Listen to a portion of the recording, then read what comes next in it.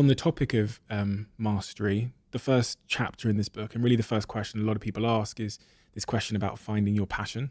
And I've always had a difficult relationship with this question because it sometimes assumes that there's one of them and that you have to go in search of it somewhere. In the first chapter of your book, you talk about discovering your life task. Why is it important? Is it the same thing? Is finding your passion and finding your life task the same thing? No, I just recorded this yesterday on my own podcast. I went on a rant about how it's not about passion. It's not about finding your passion. I actually don't like that word passion. It kind of makes me cringe because if you think about it, passion, to succeed at anything requires time and effort and boredom and tedium. So let's just say a simple example. You're learning to play the piano. When you first sit down at the piano, you have to play these really insipid tunes. It's so boring. You have to learn, I forget what they call it, finger exercises and scales. On any instrument, you have to learn scales, etc. It's tedious, man.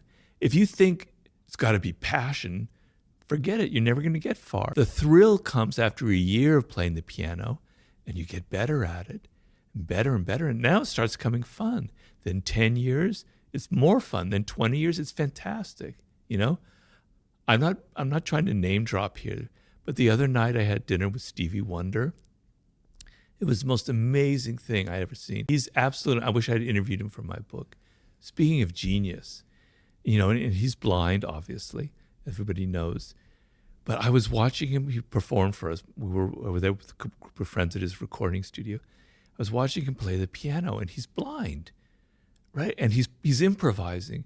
And it's just absolutely brilliant and amazing. And as I'm seeing this, I'm thinking, I could see the thousands of hours he's been putting in, just touching these keyboards and knowing where the keys are. It was just mind blowing how amazing it was. That is the power that the human brain naturally has through hours and hours and hours of effort. That's how it works. So, he didn't get there because it was passion.